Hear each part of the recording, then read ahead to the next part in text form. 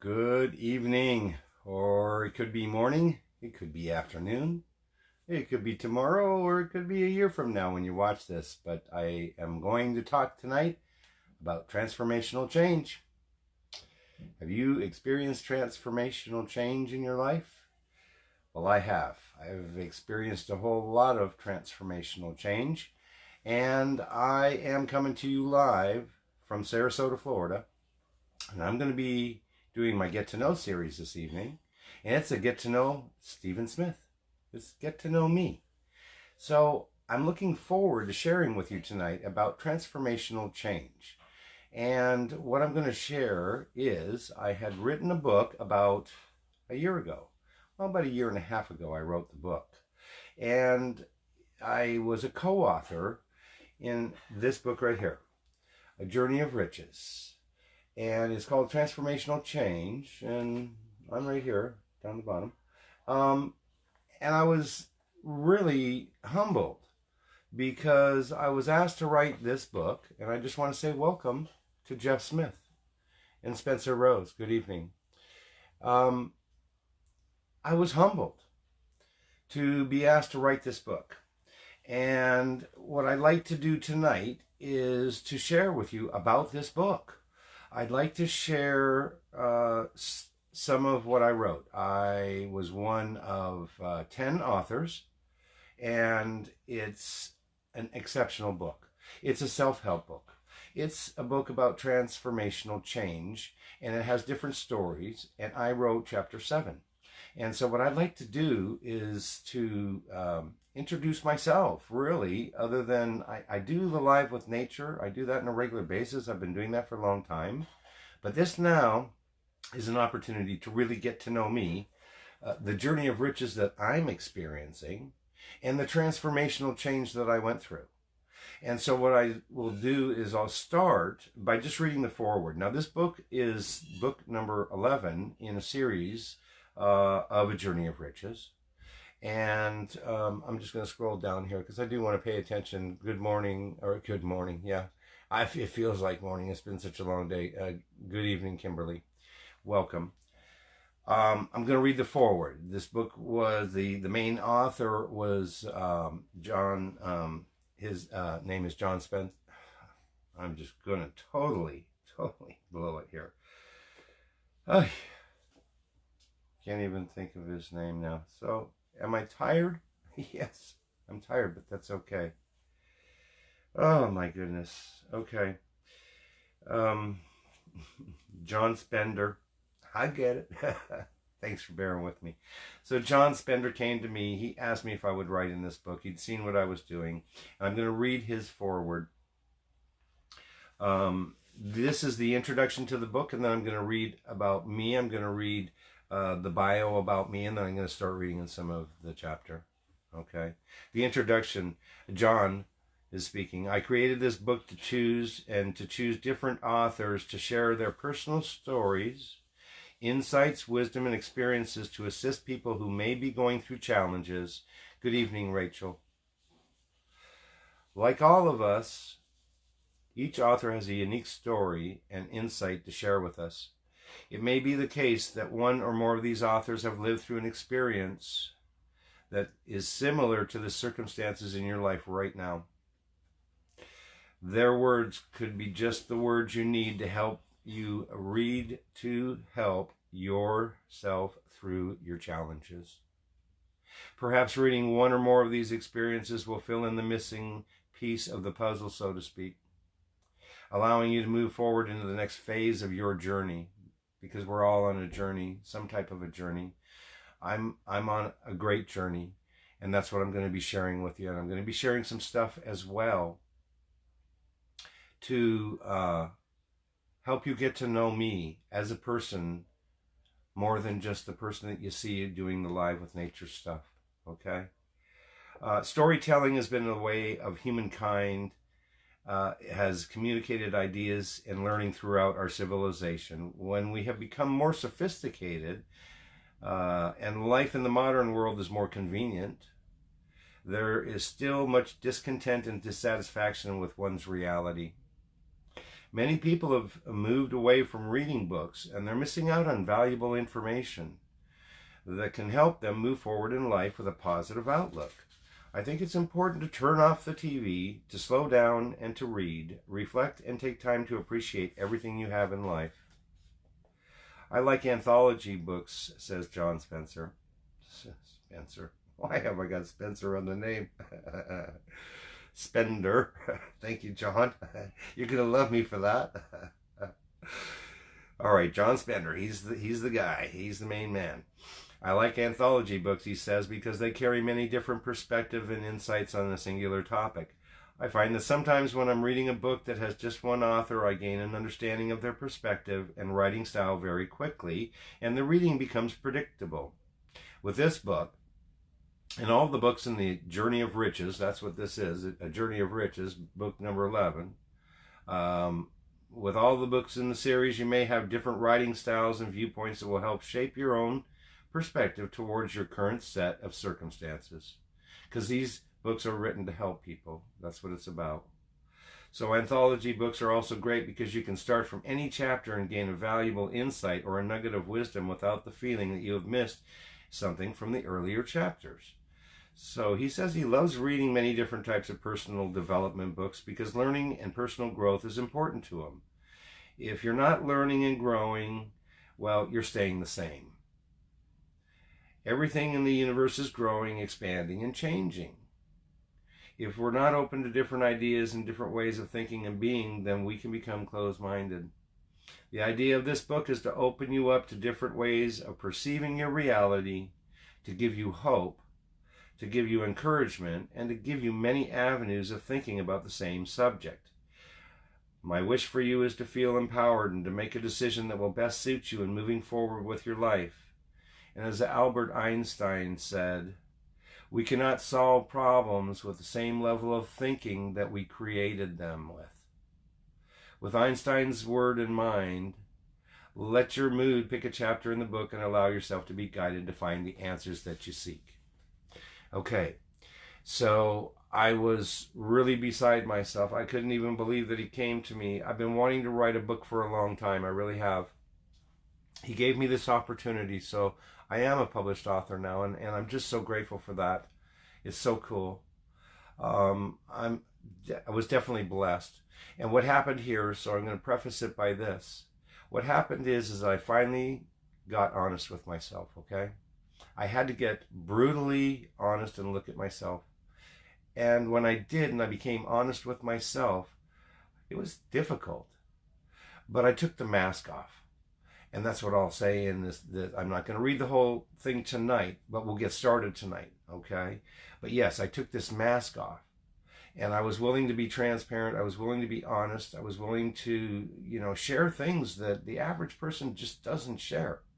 This is stuff for, you keep it in your closet, You don't tell anybody about this stuff. Oh, dear God, don't tell anybody that you did that stuff, But today I can say, hey, look, I don't really care if people don't like me because of it. That's okay. If that's the case, then that's fine. Move on. I'm going to be honest and, I know my purpose now. And my purpose is to serve other people. And so in part of that purpose and serving that purpose, which is a higher purpose from God, by the way, I have to be honest and I have to share my experiences, the strength that got me through it, and the hope. And if you haven't seen any of my Live with Nature videos, please take a look at that. I'm on my page. They're on LWN Live with Nature. They're up on YouTube. Please go up to YouTube. And if you know somebody that you think this would benefit, please share this out. Okay, so now I'm going to just tell you the bio. All right, so the bio, Stephen Smith, chapter 7. That's this chapter that I wrote. So Stephen Smith is a man who has gone to hell and come back from the depths of darkness to find a place filled with light, love of God, and himself and others. He made many good decisions, but too many poor decisions that cost him everything he had. He lost businesses. He lost 2 marriages. He lost friend relationships and everything else in between. He survived a few near-fatal car accidents, deadly diseases, including hepatitis C. And yes, I had hepatitis C from a blood transfusion, ultimately, from a car accident in 1981. 17 years later, I found out about it. And honestly, I was devastated. But the good thing is, I took medication and I did chemotherapy for almost a year, 11 months. And I was sick. And it did cost me my job, absolutely, because I couldn't work. But I got through it, and now it's not in my system anymore. And I got healed by the grace of God. So I also survived, like I said, a few near fatal car accidents as well. Hepatitis C, alcohol and drug addiction, which almost killed me multiple times. Having for the most part lived an abundant and blessed life, he found himself fresh out of jail, homeless, living in the woods, with nothing but himself left. Today he earned back most of what he's lost. A real survivor, God-fearing, honest, caring, and compassionate person who strives to help others and give back freely in an effort to pay it forward with no expectation of personal gain. I strive daily to become a better person and make a transitional change which resulted in a lust for life and becoming a role model for others and an asset to my community. That's what I do. All right. So I'm just going to read a couple pages to get started tonight. And then I'll come back. Thinking maybe tomorrow I'll just come back and we'll do it. Okay? So chapter 7, I wrote chapter 7. It's called Transitional Change. Our whole spiritual transformation brings us to the point where we realize that in our being, we are enough. That's Ram Dass. Okay? Chapter 7, Transitional Change by Stephen R. Smith. That's me. My name is Stephen R. Smith, and I currently live in Sarasota, Florida, USA. I'm originally from Canada, and I moved around from California, Washington State, Texas, and now I reside in Sarasota, Florida, which happens to be home of the #1 beach, by the way, twice. Those that know me have heard that. Siesta Key, right? Okay. So it's a beautiful white quartz sand beach, and it's my favorite place to get grounded, you know, and when I can, I attend the Sunday drum circle, and that's a spiritual experience for me. And everyone should experience that at least once in their life. And there's a lot of drum circles if you go to the beach. The quartz sand, unbelievable. The most grounding beach I've ever been on in my life. The sand is like powder. We're not talking a gravel beach here. It's beautiful. So, my transformational change has been slow and not always steady progress. I have definitely been 2 steps forward and 3 steps back many times in my life. What I realized is that I need to try again, fail again, try again, and fail better. If I don't like something, then I should change it. I have to change my perspective, my thinking, and my attitude toward whatever issue that I'm not feeling comfortable with. Some of these issues include feeling like I was not worthy.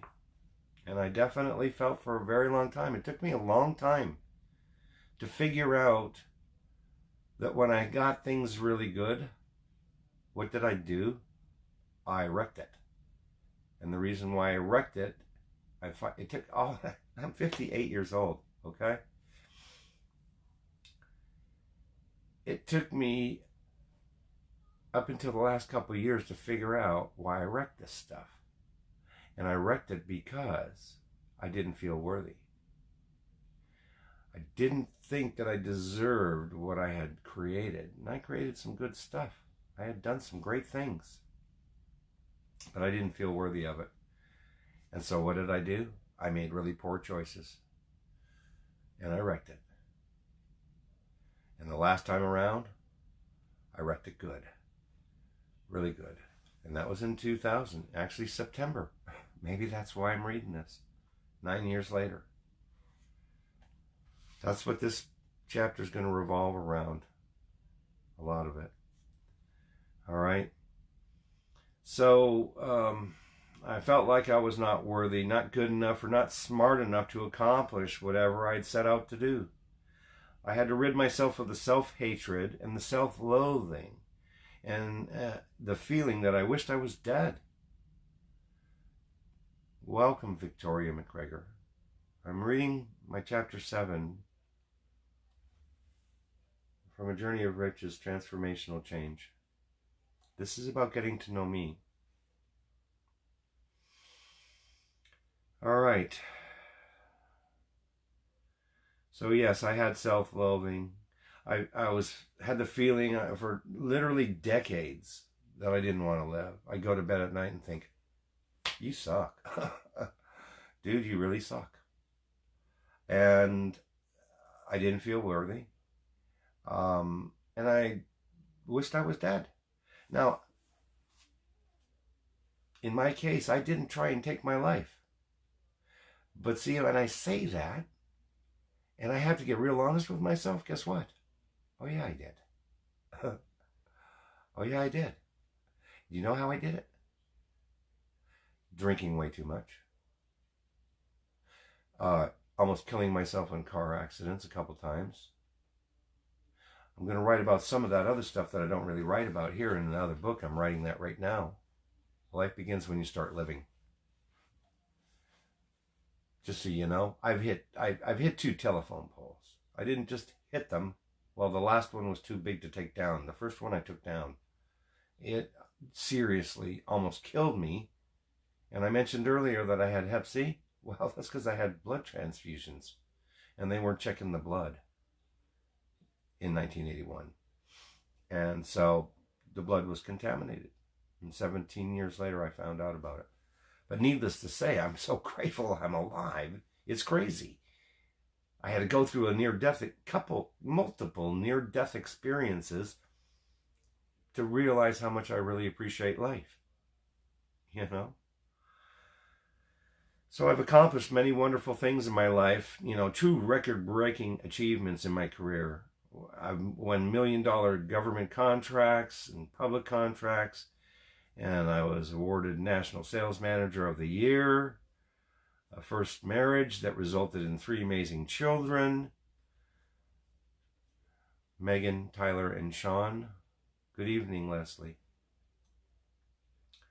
Multiple houses. I've owned new houses or new old houses. I've owned new cars. I had a second marriage to a beautiful, trophy wife from Denmark. At least that's what, the way I was thinking. Beautiful woman, Denmark. Couldn't barely understand her at first. Thought I had it all, right? That didn't last. No, it didn't. In fact, that was I just didn't love myself. And I felt unworthy of everything that I had. Everything. The houses and the cars and all the toys and the motorcycles. And I still wasn't happy. So that had to tell me that it's not about the material stuff that makes a person happy. It might make some people happy, and more power to you if that's where you get your power from. Now, I just don't get my power from material stuff anymore. I gave that up a long time ago. But this has been a long journey. And that's what I'm going to share with you. Some pretty gut-wrenching stuff is coming. All right, so the fact was I just didn't love myself and I felt unworthy of everything that I had. I carried myself with a mask on. Happy, successful, accomplished, and feeling a feeling of authority, actually. That I was better than the next guy. Others were simply inadequate when they tried to measure up to me. What a loser that person is, I'd say to myself. when I compared myself to others. What a loser, I call them. I wouldn't say to myself, I would say to myself when I compared myself to others, yet here I was, just exactly that same person I was describing them to be. No real positive asset to anyone, let alone the community at large. I was the kettle calling it black and tarnished, right? So currently I'm employed in a family business which started in June 2006. I started this business for us. It's a franchise. Joined by my father, my sister, my brother, and another non-family member. We restore and refinish bathtubs and showers, tile countertops and sinks, using an exclusive porcelain glaze that's safe and non-toxic. I love my job because I'm able to utilize the artistic side of my personality by making old and worn outdated things look like brand new. I'm able to transform things into a beautiful new state and give them new life. How's that for transformational change? And amazingly, what did I say today? Obviously burned into my brain because I've been saying the same things for a very long time. Same stuff. Maybe it came from when I wrote this because I finally got honest with myself. So that's all part of who I am, and I recognize that.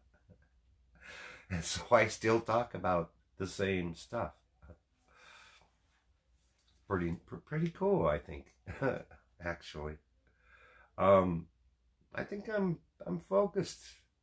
Not completely. Don't get this wrong. You know, there's a lot of things I'm not so focused on.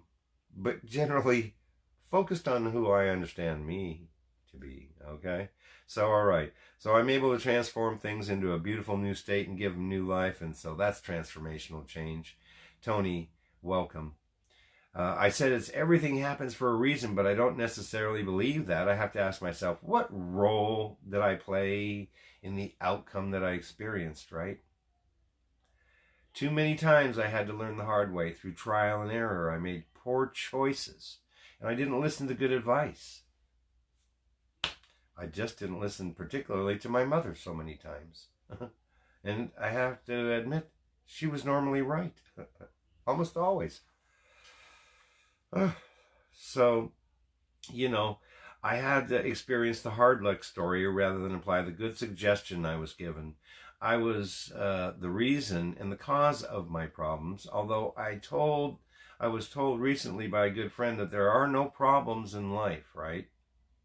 There's only issues that need to be resolved. Do I have to be hit by a car to learn that I should look both ways before I cross the street? No. Should I have to use trial and error to see if that really happens? Unless I have a death wish. You know? I've learned that smart people learn from others' mistakes. That's key. And that's what I'm trying to do. I'm trying to help other people learn from the mistakes that I made so that they do not make the same mistake I made and have to go through the pain and hurt themselves, might not survive the stuff. Hopefully do if you try it that way, but that's the hard road, you know? Learning from others' mistakes is so important. And that's what I try and do these days. That's what I'm doing these days.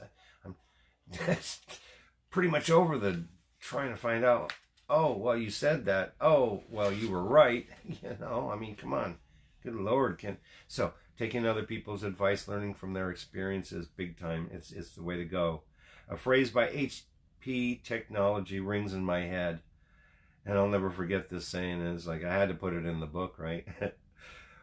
When everything else computes, the results are extraordinary. And they're so right. When you get it figured out, it's like, wow, this is really good. And so it is. So my transformation didn't come to a higher perspective of my life until I almost died in a car wreck and passengers got hurt because I was driving drunk, all right? I happened to be living in El Dorado, California, just 5 miles from Placerville, or better known as Old Hangtown.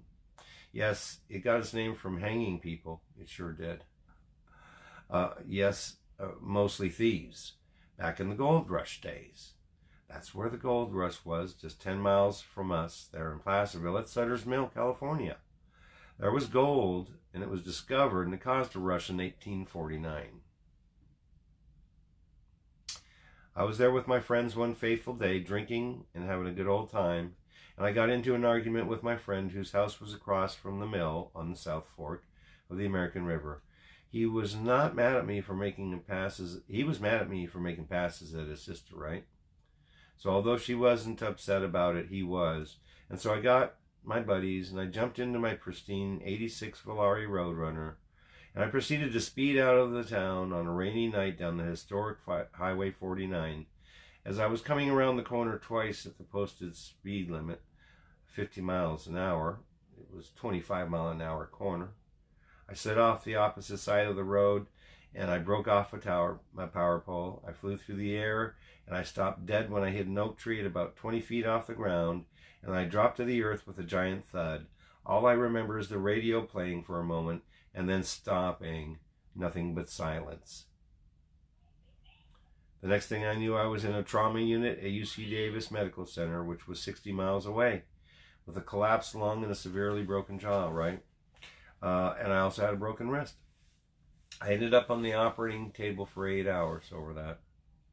And I was told that they lost me a few times during that operation, right? So during the surgery, they were trying to repair my jaw. It took about 8 hours. Normally it takes about 2 to 4 hours. That's where I got the blood transfusions, which ultimately led to my bout with the hepatitis C some 17 years later, right? This was before they were testing blood for communicable diseases like they do today. I was in chemotherapy for almost a year for hepatitis C, and it was ultimately cured of an incurable disease at that time. I'll never forget the day that I got the news from my wife, the mother of my 3 children, whom sadly I had recently separated from. The hospital needed me to come in immediately when I got back to Texas from my trip to California because they had detected the hepatitis C in a blood test that I had taken. I was visiting with my dear friend Steve, Mr. Tubb. You'll hear more about how he has influenced me later in the story.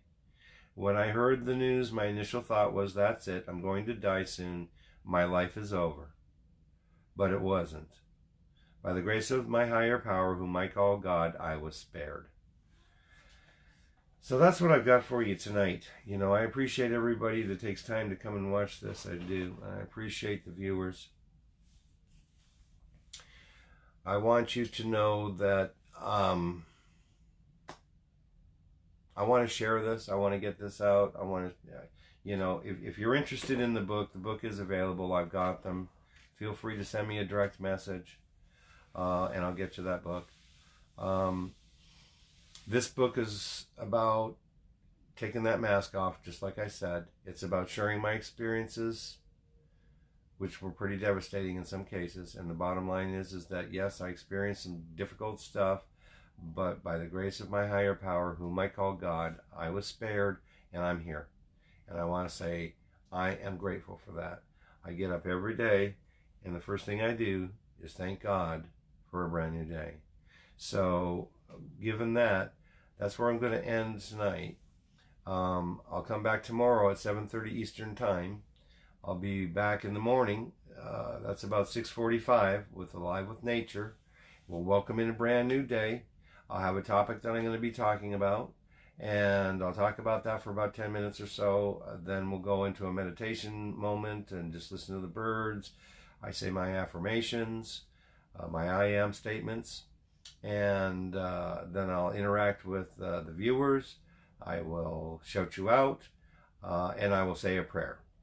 And so that's what's going on. I'll be doing that tomorrow morning, 6:45 Eastern Time. Please join me for that. Please share this video out.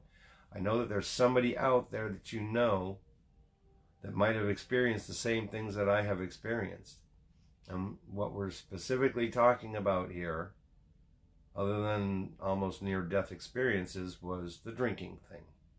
And that's what we'll get to further tomorrow as I read through this chapter 7. Thank you, everybody, for taking time to come and watch me tonight. Have a blessed evening or a blessed morning or afternoon whenever you're watching. Take care of yourselves. Know that you're blessed. Know that you're loved. Know that you can actually be the light in the dark places. I am a light in dark places, and I'm going to share my light, my love with others so that you might be able to be helped and that you don't have to make the same mistakes that I made. Thanks for listening. This is Stephen Smith, and I'm signing off from Sarasota, Florida. Have a great day. Bye for now.